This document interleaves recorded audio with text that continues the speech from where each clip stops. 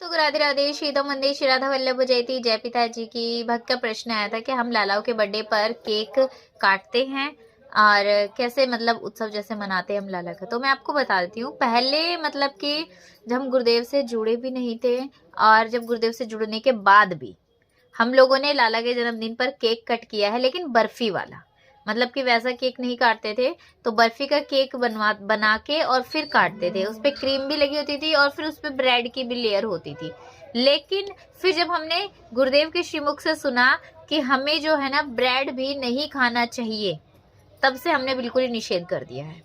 अब हम घर में ही कुछ ना कुछ लाला के लिए बनाते हैं, लाला को पवाते हैं, लेकिन केक से तो हमने बिल्कुल ही निष्कासित कर दिया है। केक को बनाएंगे तो घर पर ही बना सकते हैं। अपने जो भी चीजें बनाए हम, बर्फी से हो गया या बर्फी का ही हम खुद क्रीम बनाकर खुद ही घर पर बनाए, लेकिन हम ब्रेड का इस्तेमाल बिल्कुल भी नहीं करेंगे। ऐसे आप लोग भी कर सकते हो।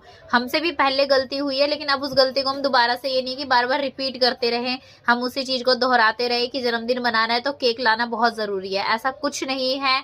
लाला को अच्छे अच्छे पकवान बनाइए, मीठा कुछ बनाइए घर पर, वो पवाइए। मार्केट में कुछ नहीं पता, 2 दिन से रखा है, 3 दिन से रखा है, कैसे होता है सामान, कुछ नहीं पता है। देखिए, हमें तो मालूम नहीं है, भले ही वो कितनी भी शुद्धता से बनाते हैं, लेकिन हमें उस चीज को हम ये कैसे कह सकते हैं कि बिल्कुल ही वो साफ सुथरा है कि लाला को पवा सकते हैं, लाली को पवा सकते हैं। तो आप घर में बनी हुई चीजें ही जहां तक है बनाने की कोशिश कीजिए, लाला लाली को पवाने की कोशिश कीजिए। हमने भी पूर्णतः निषेध कर दिया। हम हर चीज से बचने की कोशिश कर रहे हैं, धीरे धीरे प्रयास कर रहे हैं सभी चीजों में सफल होने के लिए, लेकिन समय तो लगेगा ही। लेकिन हम कोशिश करते हैं हम भी बचे रहे और लाला को भी उन चीजों से बचा के रखें। तो अब केक बिल्कुल भी आप ना बना लाए और ना ही केक काटे। आप घर पे बना सकते हो तो आप घर पे कोशिश कीजिए कुछ ना कुछ बनाने की, जो केक की तरह आप बना सकते हो कुछ भी।